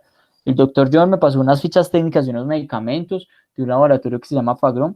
Ellos tienen todos estos medicamentos, las EPS lo deben incluir y está indicado, entonces por favor hagan todo lo posible porque sea este el medicamento que se dé al paciente. Vamos con este casito, este es el último caso, si mi memoria no me falla, paciente 48 años, antecedente VIH hace 3 semanas, hace 3 años, perdón, sin terapia antirretroviral 5 meses como nos gusta a nosotros, cuadro clínico de cefalea de 3 meses de evolución, 5 sobre 10 en la escala visual del dolor. El día de hoy presenta una alteración del estado de conciencia, por lo cual es traída al servicio de urgencias. 48 años, VIH de 3 años, 5 meses sin tratamiento. Los paraclínicos son una eosinofilia del 10% que corresponde a 800 eosinófilos, el resto del hemograma completamente normal, una carga viral de 2 millones de copias por mililitro, un conto de CD4 de 28 células por mililitro y una IgG paratoxo negativa. Entonces, tomen sus celulares. Ahorita vemos esto. Respecto al caso anterior, es cierto que, ojo, VIH, bajito CD4, IgG negativa, todo esto. Entonces, respecto al caso anterior, es cierto que se debe solicitar una IgM para Toxoplasma gondii, ya que la IgG negativa no descarta este diagnóstico. Se debe solicitar PCR en líquido cefalorraquídeo para Epstein-Barr virus. Se debe solicitar una carga viral de citomegalovirus en líquido cefalorraquídeo o se debe iniciar tratamiento antitoxoplasma, ya que es el diagnóstico más probable. Les voy a devolver un segundo la neuroimagen para que la analicemos. Miren, son unas lesiones por acá, son lesiones múltiples, ¿sí? Vean por acá estas lesiones lo extensas, ¿sí? Entonces, por favor, ténganlo en cuenta para el análisis. Son múltiples lesiones, grandes, extensas. Ahora sí respondan. Ya 4 han respondido, entonces voy a pausar esto para darles un buen tiempo para que respondan porque el caso es muy interesante.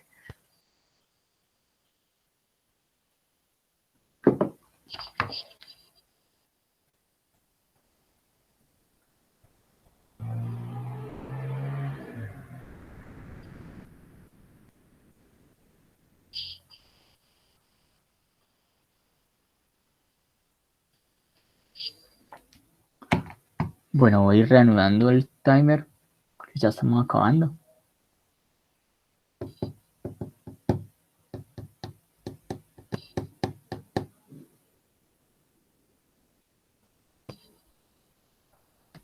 Va a dar 5 segundos, más o menos 12. Hubo alguien que la mandó y se arrepintió. Ah, bueno, ella la mandó. Tienen 5 segundos.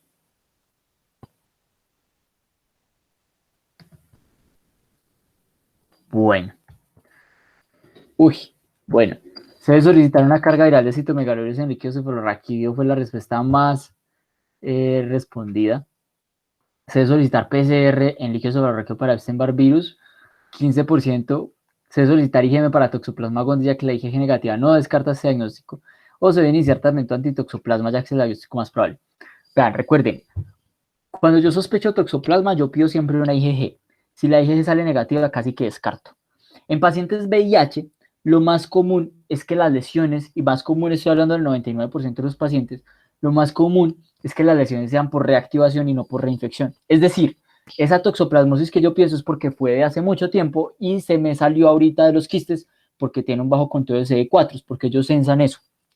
Entonces, si yo tengo una IgG negativa, prácticamente descarto el diagnóstico. Alguno dirá, bueno, pero es que en un paciente con VIH, con un conteo de CD4, se puede alterar la producción de anticuerpos. Y sí, es algo muy lógico, pero resulta que en toxoplasma no pasa eso. En toxoplasma los anticuerpos IgG persisten a pesar del conteo de CD4 y persisten durante toda la vida. Entonces, por eso es que es tan buena esa IgG para yo guiarme o orientarme por un diagnóstico. Por eso casi que yo puedo descartar que eso sea una toxoplasmosis. Ahora, miremos las lesiones de este paciente. IgG negativo, 28 células. Entonces yo miro, citomegalovirus me produce más que todo, es una lesión en astas anteriores, ¿sí? Una hiperintensidad y me produce una encefalitis. No me produce lesiones focales como estas que ustedes ven acá. Esto es tumor, ¿sí? Citomegalovirus no me produce tumor, me produce un compromiso del intersticio porque lo inflama. Entonces ustedes van a ver unas astas anteriores comprometidas, un edema cerebral, van a ver unas lesiones hiperintensas acá en las astas frontales, por acá van a ver una hiperintensidad de los ganglios basales. Miren que este paciente no tiene nada de eso. Lo que tiene son unas lesiones, este es el contraste, unas lesiones muy extensas, muy grandes, que son mayores de 5 centímetros, que están en varias partes del sistema nervioso central. Entonces, por eso citomegalovirus no es la respuesta, ¿sí? Entonces no tendría sentido pedir una carga viral.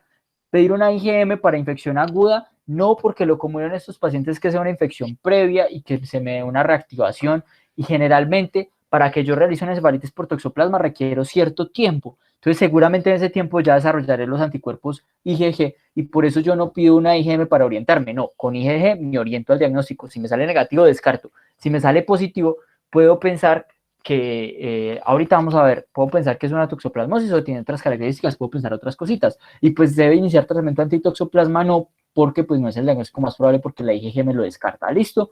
Entonces, vamos a ver, la toxoplasmosis en inmunodeprimidos puede tener un curso clínico variable. Cuando es diseminada, la mortalidad es del 100% sin tratamiento, eso sí es innegable. Los receptores de transporte de órganos sólidos, los pacientes en VIH fase SIDA, los que reciben tratamientos de inmunosupresión como altas dosis de corticoides son más de 20 miligramos día durante más de 10 días. Otros inmunomoduladores, sobre todo los anti-TNF, son muy importantes porque pueden producir toxoplasmosis o tuberculosis diseminada. Y en los pacientes con infección aguda, cursa más que todo encefalitis, neumonitis y miocarditis. La más común de todas, encefalitis, ¿sí? Y también puede ser una causa de fiebre de origen desconocido. Vamos a ver cómo van las puntuaciones. Bueno, ganó Alejandra Aristizábal, seguido de Angelo, seguido de Alejandra Delgado, un incógnito. Y bueno, ya esto que ustedes ven acá. Toxoplasmosis en inmunodeprimido, entonces no hay células gigantes multinucleadas, es un hallazgo pues histopatológico relevante, porque hay tan poquitos CD4 cuando hay toxoplasmosis que no hay macrófagos múltiples, entonces uno lo que son lesiones muy focales con los quistes, ¿sí? En algunos pacientes se reconocen áreas de necrosis diseminadas mal delimitadas y confluentes con una respuesta inflamatoria mínima debido al estado de inmunosupresión que tienen esos pacientes. La identificación de los taquizoitos es patognomónica de una infección aguda, pero la visualización puede ser difícil o sea, es muy complejo uno pillar justo el taquizoidito ahí en el tejido, pues si lo veo, obviamente sí, pero su ausencia no descarta que haya una infección aguda. Y el uso de tinciones de inmunoperoxidasa mejora pues la visualización de estos quistes. Es la causa más frecuente de lesión focal a nivel del sistema nervioso central en fase SIDA. La encefalitis por toxoplasma puede presentar una alta gama de alteraciones, como alteraciones del estado mental, convulsiones, debilidades, cefalea, alteraciones de pares craneales, puede producir parecias de pares craneales, ¿sí? Alteraciones sensitivas, signos cerebelosos, meningismo, trastornos del movimiento, trastornos neuropsiquiátricos, puede ser muy variado, pero lo más común es que sea una alteración del estado mental con una cefalea que lleva varios días, pues más que todo 2, 3, 4 semanas, 2 meses de evolución. Miren esto, es una lesión única focal, se puede ver en tomografía, con predilección de ganglios basales. Eso es algo clásico de toxoplasma, porque se cree que al toxoplasma le gusta la dopamina para replicarse y produce unas lesiones que se llaman lesiones en diana, ¿sí? En la TAC se ven bien, pero se ven mucho mejor por ejemplo, en una resonancia magnética. Miren, por ejemplo, esto es lo que llamamos lesión en diana o realce en anillo, que es un anillo periférico que está muy resaltado, ¿sí? Y una lesión oscura o hipodensa central, ¿sí? En TAC no se permite ver la lesión tan bueno como la hace la resonancia magnética, y la existencia de múltiples abscesos cerebrales es la característica más llamativa de los pacientes con encefalitis por toxoplasma. Generalmente son lesiones únicas, pero pueden hacer lesiones diseminadas. Entonces, miren, generalmente las toxoplasmosis cerebrales aparecen cuando hay menos de 100 células por mililitro. Las lesiones en otros lados, pues, por ejemplo, en sistema nervioso central, como por ejemplo una leucoencefalopatía multifocal progresiva, que era el caso que vimos anteriormente, son lesiones múltiples,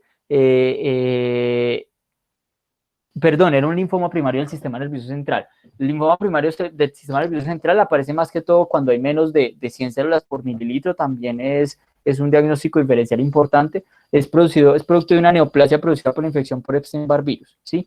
Entonces, este es el cuadro. Recuerden, siempre toxo aparece por debajo de los 100 CD4 y yo debería iniciar siempre una profilaxis. A partir de 200 CD4 yo inicio profilaxis con trimetoprim sulfa para pneumocystis jirovecii, y ese me protege de una vez contra toxoplasma. Entonces, todo paciente que llegue a 100, pues ya debería tener desde los 200 una profilaxis contra neumocistis, para que no me vaya a hacer pues una neumocistosis y se me muere. Entonces, este es el análisis. Generalmente toxoplasmosis produce lesiones múltiples. Creo que ahorita les dije que eran lesiones únicas. Creo que tengo un error ahí.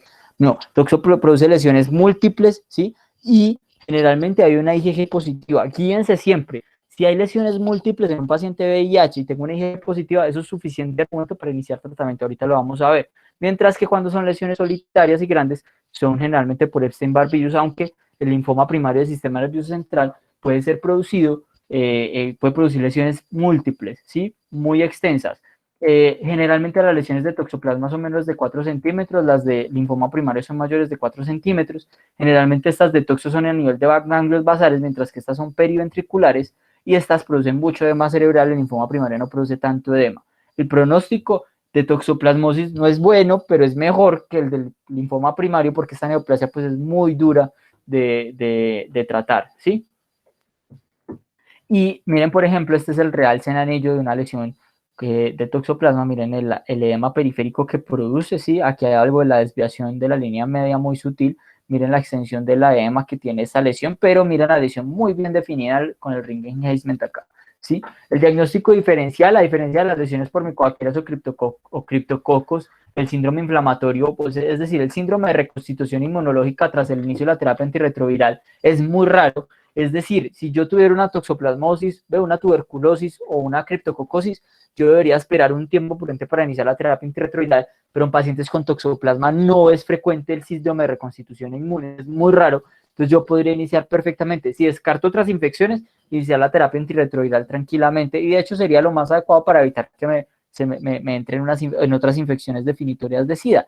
Las alteraciones del círculo cefalorraquídeo son inespecíficas. Yo puedo pedir una PCR para toxoplasma líquido cefalorraquídeo, pero es raro. Digamos que la sensibilidad no es tan buena, no es superior al 50-60%, pero si me sale positivo, obviamente lo confirmo, pero yo les sugiero que se guíen más por la IgG, ¿cierto? Un dato casi exclusivo de los lactantes con toxoplasmosis neonatal es el contenido proteico muy alto en el líquido ventricular y la eosinofilia, pero pues esto ya requiere pues una punción lumbar. Ese es el algoritmo cuando yo sospecho síntomas en sistema nervioso central en pacientes VIH positivos de toxo. Entonces, miren, de una, si yo tengo toxo positivo, entonces, si es negativo, yo descarto. Miren, poco probable que sea una encefalitis por toxoplasma. Mientras que cuando es positivo, yo hago estudios, ¿sí? Y si son lesiones solitarias, ¿sí? Si yo tengo una lesión solitaria y además tengo una IgG positiva, eso es muy sugestivo de toxoplasma y podría iniciar tratamiento empírico para encefalitis por toxoplasma. Si el paciente no mejora, entonces ahí sí es donde yo pienso que, digamos, puede haber otro diagnóstico sugestivo, como un linfoma primario del sistema nervioso central, una criptococosis, un virus JC, entre otras, todas esas otras patologías que puede sufrir un paciente con encefalitis por toxoplasma. Miren que si la lesión es única, yo puedo iniciar tratamiento tranquilamente, empírico, y en pacientes inmunodeprimidos yo puedo tener una neumonitis por toxoplasma, pero esta es infrecuente. La vaina es que es completamente indistinguible de pacientes con neumocistis, con infecciones por neumocistis jirovecii. Entonces, la neumocistosis pulmonar es muy difícil de diferenciar un compromiso pulmonar por toxoplasma, porque produce unos infiltrados también en vidrio esmerilado y todo esto. Estos son los estudios pues, que yo podría pedir, pero es básicamente el resumen pues, de la charla que dimos hoy, y vamos a hablar finalmente de tratamiento. Las drogas disponibles no afectan los quistes tisulares, eso es algo que hay que tener claro. Los quistes que ya están ahí se van a quedar y no hay nada que me los pueda destruir. Nunca se hace una monoterapia, siempre hay que buscar la combinación de fármacos, por eso siempre es, por ejemplo, sulfadacina con pirimetamina, nunca tratar de dar solo tú el uno de los dos, entonces eso no tiene ninguna efectividad. La dosis en pacientes inmunosuprimidos deben ser mayores que los inmunocompetentes, eso es clave, y los inmunocompetentes solo tratar pacientes muy sintomáticos, ¿sí? Recordemos que la espiramicina es para la mamá, para que la mamá no le pase la toxoplasmosis al feto, pero si el feto ya tiene la toxoplasmosis, yo ya debo dar sulfadacina con pirimetamina, ¿listo? Porque ya yo busco tratar al feto, ¿listo? Entonces, ojo con la inhibición del ácido fólico, hasta donde sea posible se debe cubrir en el régimen del tratamiento con pirimetamina, porque la pirimetamina interfiere con la síntesis de ácido fólico. No se puede dar ácido fólico porque el ácido fólico es como si bloqueara la pirimetamina, entonces es como si lo estuviera bloqueando completamente. La pirimetamina no actúa en presencia de ácido fólico cuando lo doy coadyuvante, entonces lo va a dar es ácido folínico porque si no pues va a tener una anemia, o peor aún en el caso de una materna pueda tener defectos del tubo neural porque no se desarrolla adecuadamente, ¿cierto? Ojo que este tratamiento suprime mucho la médula por la deficiencia de ácido fólico, entonces hay que siempre dar el suplemento, leucovorin creo que es que se llama el comercial. El régimen más común para adicionar al tratamiento es alguna sulfa, entonces, por ejemplo, la pirimetamina se acompaña de sulfadacina y, por ejemplo, el trimetoprim sulfa se acompaña del sulfametoxazol. Y otros tratamientos que se pueden dar como alternativa que no tienen tanta efectividad, pero que son alternativas, digamos, válidas cuando no hay más. Son, por ejemplo, la clindamicina porque bloquea la síntesis de proteínas en la subunidad 50S y pues interfiere con la traducción en el apicoplasto, entonces pues bloquea, es como si bloquean un ribosoma. La espiramicina es un macrólido, el mecanismo está poco entendido, se cree que bloquea la subunidad 50S y lo que hace es que se utiliza para bloquear la transmisión del feto durante la toxoplasmosis aguda de la madre. No pasa la barrera placentaria, por eso yo no puedo dar espiramicina si la mamá ya le pasó la infección al feto.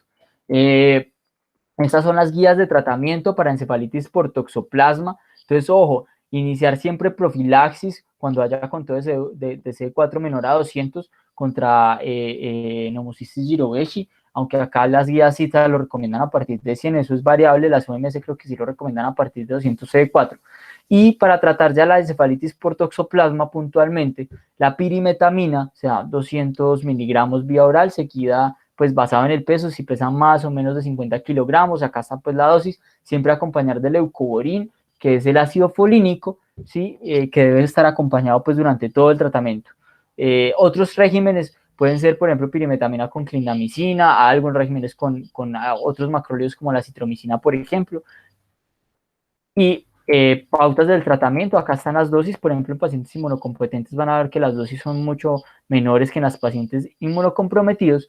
Y por último, ya para terminar, las medidas para prevenir la infección primaria por toxoplasma gondii. Entonces, es evitar el contacto con materiales que puedan estar contaminados con el gato, con heces de gato. Entonces, la mamá, estas son las listas de recomendaciones que ustedes deberían tener impresas a la hora de hacer un control prenatal. Entonces, por ejemplo, la mamá, que no manipule la arena del gato, que siempre se cambie la arena diario o cada 2 días, pues obviamente poner poquitos de arena porque si no se van a comprar comprando arena, entonces no poner altas cantidades de arena, sino poquitas y cambiarlas a diario. Desinfectar el lugar donde defecan los gatos con agua casi hirviendo durante 5 minutos antes de manipularlo, ¿sí? Evitar el contacto con las mucosas cuando se manipula carne cruda, entonces si manipule carne cruda, lavarse las manos con agua y jabón, lavarse bien las manos, acá está otra vez, se debe lavar las superficies y utensilios de cocina que hayan estado en contacto con carne cruda, entonces lavarlo no encima de otros alimentos, entonces que corte la carne y luego va a cortar los vegetales, no, con el cuchillo, ojalá tuviera un cuchillo para la carne, un cuchillo para los vegetales, o si me toca cruzarlos, pues un buen lavado, ojalá con agua caliente, ¿sí? Congelar la carne a menos 20 grados durante 48 horas, eso inactiva los quistes, y cocinar la carne a 67 grados, que es carne curada, ¿sí? Carne ya ahumada, ¿sí? Porque, por ejemplo, pues carne bien asada es lo que quiero decir. Evitar la ingesta de carne seca, lavar las frutas antes de consumirlas, evitar el pelo, evitar cortar el pelo a los animales, es una recomendación que aparece pues en Mandel. Evitar el consumo de agua que pueda estar contaminada, hervir el agua, evitar el consumo de moluscos y evitar el consumo de leche de cabra no pasteurizada que también la puede transmitir. Y cuando se incluye la toxoplasmosis en el diagnóstico diferencial de la enfermedad de un paciente, no se debería centrar el interés en la exposición del paciente a los gatos.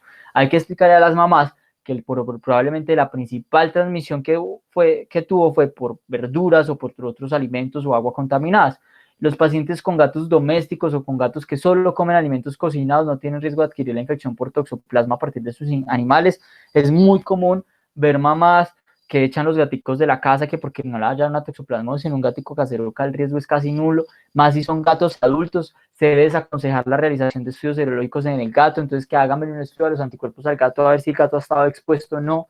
Estos anticuerpos no se correlacionan bien con la eliminación de quistes en el gato, entonces si me da positivo o negativo tampoco me atienden ninguna conducta, porque hay mamás muy ansiosas y es responsabilidad del personal asistencial dar todas estas recomendaciones y eso es todo por hoy. Si tienen alguna inquietud, los escucho.